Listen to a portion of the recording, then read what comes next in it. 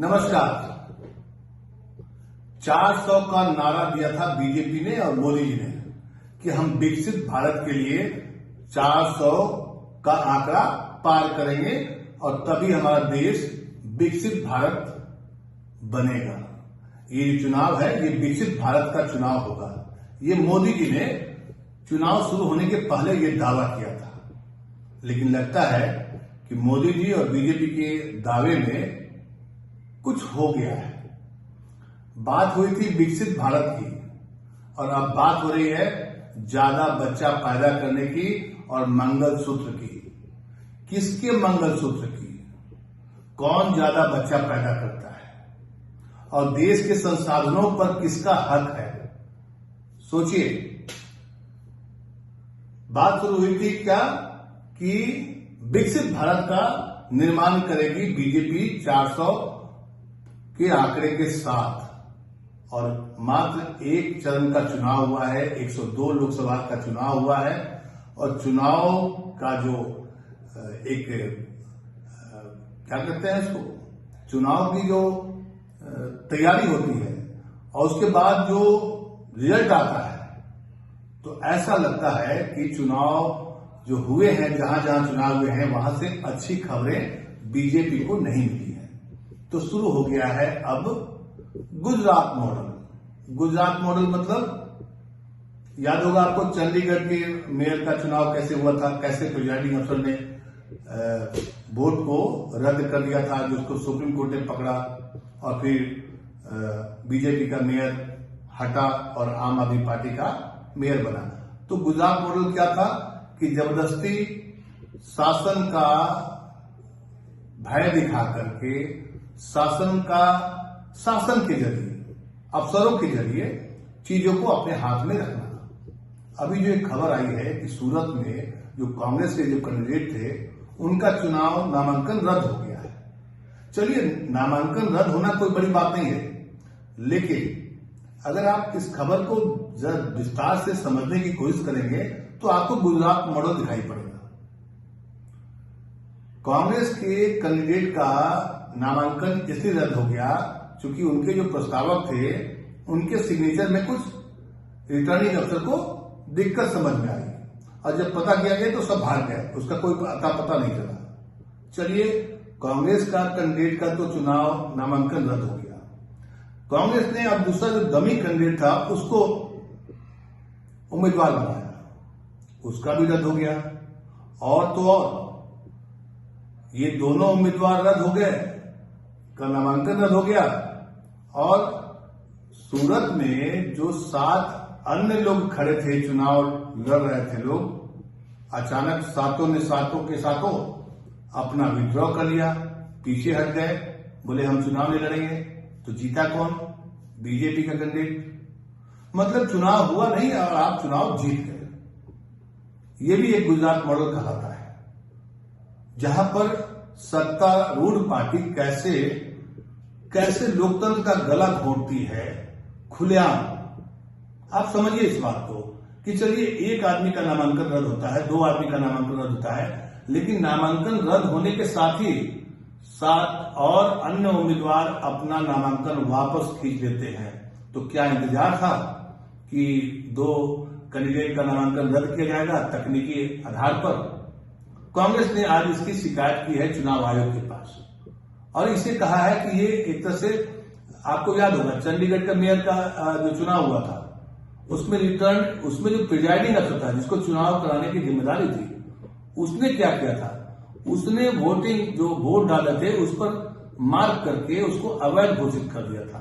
वो तो शुक्र मनाइए सुप्रीम कोर्ट का, शुक्र मनाइए सीसीटीवी का, जिसकी वजह से सारा मामला खुला और फिर जाकर के चंडीगढ़ में लोकतंत्र बचा, लेकिन सूरत में नहीं बच पाया। तो ये पहले चरण के खत्म होने के बाद ऐसा लगता है कि बीजेपी बौखला गई है, मोदी जी गड़बड़ा गए हैं। गड़बड़ा इसलिए गए हैं कि बात कर रहे थे विकसित भारत की और अब बात कर रहे हैं कि कांग्रेस आपके गले का जो मंगलसूत्र है, आपकी गाड़ी कमाई का, उसको कांग्रेस छीन लेगी और बात देगी किसको? मुस्लिम को, जो ज्यादा बच्चा पैदा करते हैं, जो घुसपैठियां हैं। ओपन अलग अंदाज में दिखे कल मोदी जी, उनके बोलने के तौर तरीके से उनके समर्थक भी, उनके पार्टी के नेता भी हैरान है कि अब हम लोग क्या बोले, इसको रिपीट करें या नहीं करें। क्योंकि आज जब बोल रहे थे तो वो वहां भूल गए और हज के बारे में बात कर रहे थे कि मैंने सऊदी अरब के प्रिंस क्राउन से बात की थी कि हज कमेटी में यहां से ज्यादातर महिलाओं को जगह मिले। मतलब कल जो बोला था मोदी जी ने, वो तो मामला फंस गया। वो साफ दर्शा रहा था कि मोदी जी गड़बड़ा गए हैं, नरभसा गए हैं। इसको बिहार की भाषा में कहते हैं नरभसा जाना। जब आपको अपनी राह दिखाई ना देने लगे तो आदमी आए बाएं साएं करने लगता है। मोदी जी की वही हालत है। मोदी जी एक अच्छे वक्ता के रूप में कल तक जाने जाए थे, स्टार प्रचारक हैं, सबसे लोकप्रिय नेता हैं देश के, और उनके मुंह से ऐसे ऐसे शब्द कल निकल रहे थे जो उनके पार्टी के नेता भी अचंभित थे कि क्या हमें भी ये बात बोलना है। और इधर देखिए गुजरात मॉडल क्या है, मीडिया को इशारा दिया गया है कि अब आपको हिंदू मुस्लिम करना है, किसी भी तरीके से कोई मुद्दा उठे उसमें आप मुस्लिम एंगल डालिए ताकि ये मुद्दा बना रहे। मतलब महंगाई, बेरोजगारी, या तमाम ऐसे मुद्दे जो देश की सीमाओं से जुड़ा हुआ है, चाहे मणिपुर का मुद्दा हो, चाहे वो लद्दाख में सोनम वांगचुक का मुद्दा हो, कोई उसकी चर्चा नहीं करे। अब कल से ही खेला शुरू हो गया। ये बता रहा है कि मोदी जी फंस गए हैं। मोदी जी इस बार फंसने के कई कारण हैं। क्योंकि जब आपको अपने हिसाब से चीजें नहीं दिखाई पड़ रही है, अब आपको इनपुट मिलने लगा है कि कांग्रेस आपके खिलाफ अभियान चला रही है। अभियान क्या है? इलेक्ट्रल बॉन्ड का मुद्दा, गरीबी का मुद्दा, महंगाई का मुद्दा। और ये ऐसे मुद्दे हैं जिस पर अभी हाल में जो सर्वे हुआ था उसमें भी ये निकल के आया कि सबसे बड़ा मुद्दा क्या है? बेरोजगारी। 27% लोगों ने कहा था कि बेरोजगारी सबसे बड़ा मुद्दा है। उसके बाद मुद्दा आता है महंगाई का। लेकिन मोदी जी गुजरात मॉडल को ला रहे हैं इस चुनाव में दूसरे चरण से ये खेला शुरू हो गया है। और जो खबरें आ रही हैं, जो इनपुट्स आ रही हैं, वो लोकतंत्र के लिए तो अच्छा दिखाई नहीं पड़ता है। क्योंकि होता क्या है कि चुनाव में जनता ही सर्वोपरि होता है।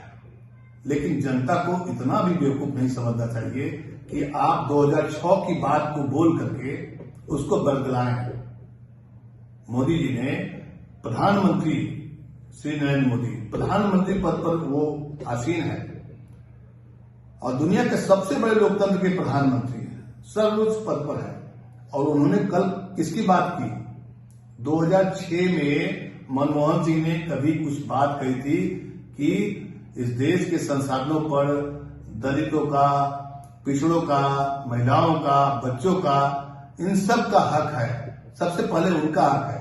उसमें से, और हक नहीं बोला था, वो अंग्रेजी में क्लेम कहा था। और मोदी जी ने उसको तोड़ मोड़ करके, और आज कल जो उन्होंने भाषण की शुरुआत की, बोलते बोलते वो मंगलसूत्र तक पहुंच गए। सोचिए।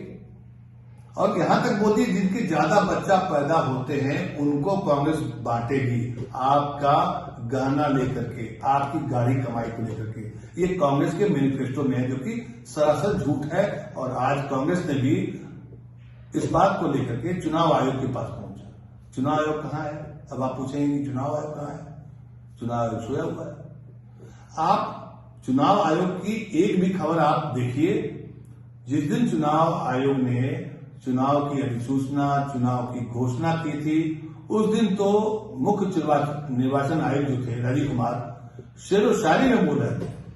उसके बाद गायब इसलिए हैं कि प्रथम चरण के चुनाव के एक दिन पहले उन्होंने राष्ट्र के नाम संबोधित किया कि आइए चुनाव में पार्टिसिपेट कीजिए, लेकिन कोई असर नहीं हुआ। क्यों असर नहीं हुआ? क्योंकि ये भी सर्वे में आया है कि अब चुनाव आयोग पर लोगों का विश्वास घटा है। और घटने का कारण भी है। अब देखिए, विपक्ष लगातार प्रधानमंत्री मोदी या बीजेपी के खिलाफ कई आरोप लगा रही है आचार संहिता को लेकर के, लेकिन चुनाव आयोग उस पर कोई कार्रवाई नहीं करता। तो ऐसे में मतदान का प्रतिशत कम होगा, तो इसमें क्या आप आश्चर्य की बात है? सवाल यह है कि इनसे नेताओं को तो कुछ नहीं मिलेगा, अफसरों का तो कुछ नहीं होगा, लेकिन लोकतंत्र में अगर चुनाव में भागीदारी कम होती जाएगी जनता की, तो फिर ये क्या हो जाएगा? ये तो तंत्र, लोकतंत्र खत्म हो सकता है। फिर इसमें अफसर तंत्र हावी हो जाएंगे, इसमें बिजनेस तंत्र हावी हो जाएंगे। मदर ऑफ डेमोक्रेसी की अगर ये हाल हो जाएगी, सिर्फ चुनावी जीत के लिए अगर नेता अनर्गल बातें करने लगे, समाज को विखंडित करने की बात करने लगे, झूठ बोलना लगे और उसको मीडिया उसको दिखाए ऐसे जैसे वो अमृतवाणी बोल रहे हैं, उस पर कोई सवाल ना खड़ा करे, सवाल खड़ा कौन करेगा? जनता के पास कैसे, क्या माध्यम है? एक मीडिया माध्यम है। अब मीडिया क्या दिखाता है कि प्रधानमंत्री ने कल करारा हमला किया, ये नहीं बोला कि ये पूरा तरह से झूठ है, ये गलत है।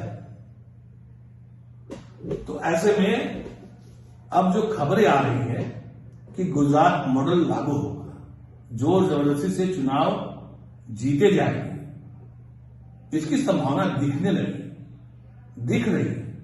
जब चुनाव आयोग सो जाएगा तो क्या होगा?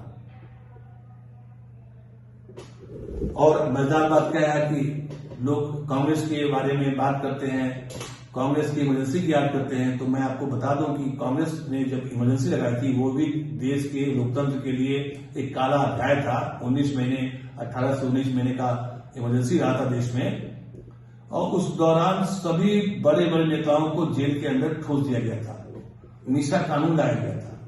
लेकिन 18-19 महीने के बाद जब ये इमरजेंसी खत्म हुई थी, तो इंदिरा गांधी ने भी सभी नेताओं को छोड़ दिया था बाहर, और तब चुनाव हुए थे, और उस चुनाव में इंदिरा गांधी की सत्ता चली गई। इस बार का जो इमरजेंसी है, इसको इमरजेंसी कहिए या घोषित इमरजेंसी कहिए, या जो भी आप कहना चाहें या समझना चाहें, समझिए।